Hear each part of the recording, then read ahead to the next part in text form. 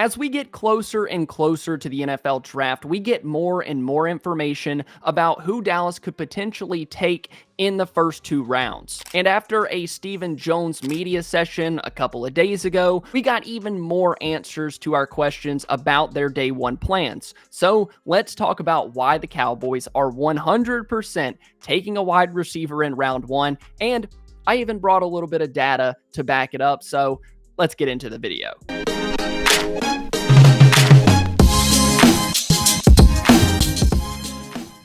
Stephen Jones had a media session with Cowboys reporters where he mentioned potentially making a trade, that Dallas wasn't done with free agency, whatever that means. I did talk about 2 somewhat realistic options, so if you haven't seen that video, please go check it out. However, Stephen was also asked about this wide receiver room, about the Cowboys' depth at that position, and of course, to answer the question, we love our guys. We're always going to get that from Stephen Jones, but we also got a little bit of information about what they're looking for in particular at wide receiver 2. Stephen said, quote, "We're still open to looking at a really explosive number 2 that could upgrade us. But as I said, I like our room and certainly like the players we currently have." Let me read that again. We're still open to looking at a really explosive number 2 that could upgrade us. End quote. That's it. Jalen Tolbert is not viewed around the Cowboys building as a number 2. At least in my opinion, that hasn't been reported, but I don't think so. And he says it plain as day. They are looking at a really explosive number 2, which is a very interesting word choice, and I think it means that they're going to upgrade it through the draft. I mean, we figured out by this point that Dallas isn't going to trade for Tyreek Hill. They're not going to trade for Garrett Wilson or whatever other name that you can think of right now that could potentially be available. Dallas isn't going to do that. That's not their game. They're going to always go with the cheaper option. They're not going after the disgruntled Tyreek Hill that makes $30 million a year. We know this. It's been hinted at all offseason. It's not breaking news that they want a wide receiver. So why do I say they're definitely taking a receiver in round 1? Why not round 2 or 3 or maybe even rounds 5 through 7? And there's a couple of reasons. Reason number 1, you don't typically find your game changers, your explosive wide receivers that upgrade a room in rounds 2 and 3. And you definitely don't find those type of players in rounds 4 through 7. And somebody's going to say, well, look at this guy. That Puka Nacua went in the 5th round. Dallas could find that guy and take a really good player in round 5. You don't have to spend a top 12 pick on it. And I say to that, that's not how it works. There's a Puka Nacua every once in a while, but it's extremely rare. In a study done by the Dynasty Draft Capital, it's titled, "What are the wide receiver hit rates by round?" They're looking at the data from 2011 through 2021. And this study examined 10 drafts. When you look at receivers that were drafted in the 4th through 7th rounds over the course of a decade, 211 guys had been drafted in that range. Out of all 211 receivers drafted, do you want to take a guess on how many of those were considered a hit? And when I say hit, to kind of lay out the parameters of what they were looking at, this guy needed to have 2 seasons with top 36 production. That's a little bit subjective. Everybody imagines a hit being different, but it kind of takes away those one-year wonders. This article mentioned Darnell Mooney. So laying out the parameters, out of the 211 receivers drafted, go down to the comments and tell me how many you think were considered a hit. I'll let you make your guesses in the comments if you want to pause the video. You ready? 6. Only 6. Out of 211. That is an abysmal 0.028% hit rate over the course of a decade. History is not on your side taking a wide receiver on day 3. And when you take a deeper look at it by round, only 1 6th round receiver hit and not a single 7th rounder. The 4th and 5th round were a little bit better at 2 out of 52 and 3 out of 47.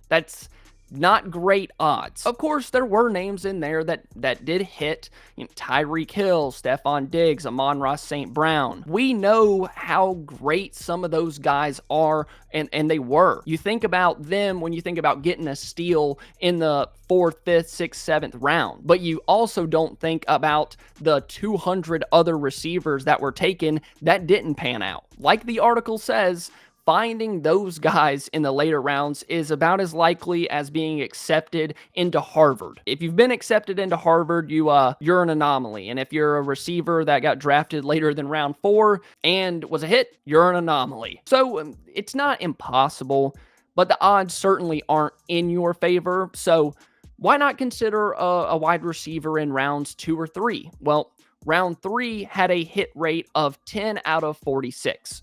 And that sounds crazy. That sounds so much better because it is astronomically higher than 4 through 7, but it's still just a 21% hit rate. Essentially 1 out of every 5. You essentially have an 80% chance of it not working out.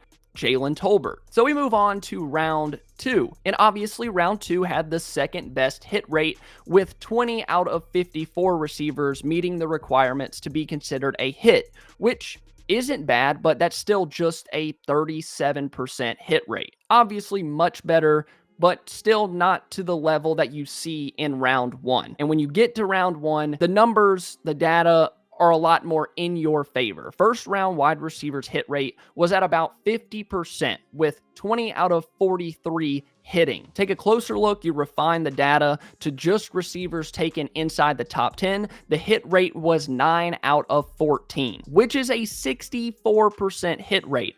Obviously, Dallas isn't drafting inside the top 10, but there's a good chance that the top receivers on the board are going to be available at 12. And it's actually really funny because the article mentions it, that a lot of the guys that were misses that early in the draft, the first round wide receivers, the media did not think they were top 10 or first round receivers at all. Kevin White had a bunch of injuries. John Ross was just fast. It's not like he was a super polished wide receiver. Sammy Watkins couldn't stay in shape. The teams that took them were the only ones that thought they were top 10. So you take those 3 guys out, the hit rate jumps drastically. We're talking 80, 90%. And the main point is the first round certainly isn't perfect. There's no sure thing when you're drafting any player in the NFL draft. But when it comes to finding a wide receiver, it's a better value bet that you're taking one in the first round, the earlier the better, than trying to find one in rounds 4 through 7 or even round 3. Just the elite guys, the guys that are the best, like your Jamar Chase, your Justin Jeffersons, like those guys were drafted in the first round. Obviously, the misses like Jalen Reagor, they're there. You just have to sift through it and do your best to grade the players, figure out how they fit in your system, and then take the best player available. So I got on a little bit of a tangent here on the reason that Dallas would draft one in the first round, and that's because they also have this information. They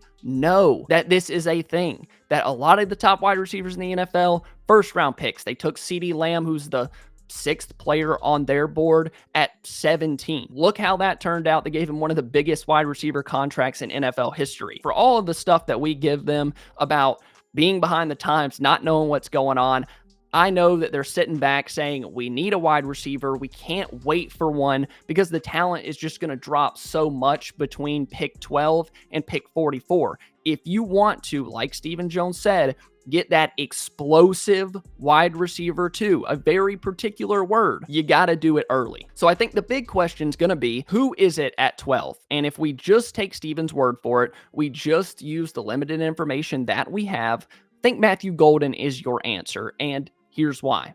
Ted McMillan is awesome player. I love to watch his tape. The arm length, the size, the ability to move like he does at that size, all of it's great. But Steven said we're still open to looking at a really explosive number 2 that could upgrade us. I wouldn't use the word explosive to describe Ted McMillan. Is he a good athlete? Yes. Would I say explosive? Not really. I also like Emeka Egbuka. Would I say that he's super explosive? No, not really. But I would say that for Matthew Golden with that 4.28 40-yard dash, the way that he moves in and out of his breaks, the route running ability, the stuff he can do after the catch.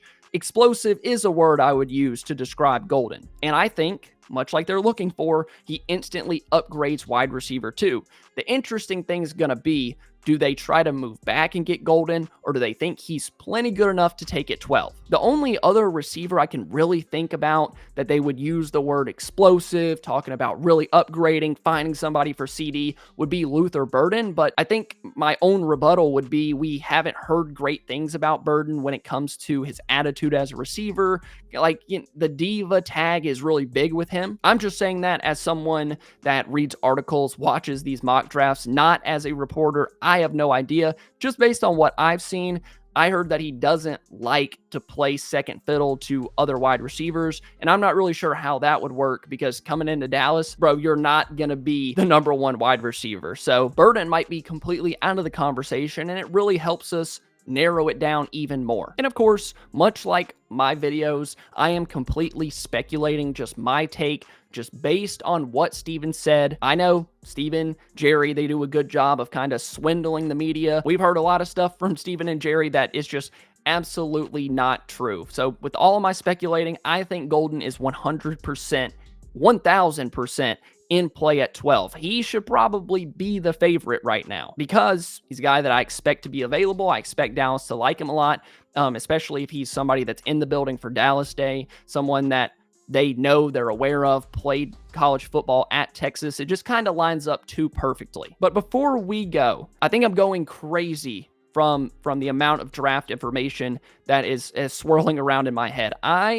Maybe there's a chance, conspiratorially, that Dallas is trying to make it seem like they want a wide receiver so bad that maybe when they get to 12 and 3 of the guys, like Tet's there, Golden's there, Ibuka's there, that somebody will be willing to move up to get their top wide receiver, and Dallas is completely fine with moving back. I don't know. My conspiracy theory, I'm probably going crazy from the draft. So help me out. I want you guys to let me know what you think down below in the comments. Does that interview sound like a Matthew Golden pick at 12? Or could Dallas be messing with me, us, and they really just want to move back? You guys let me know down below in the comments. Thank you guys so much for watching. If you enjoyed, please be sure to leave a like and subscribe to the channel. I love you all, and I'll see you next time.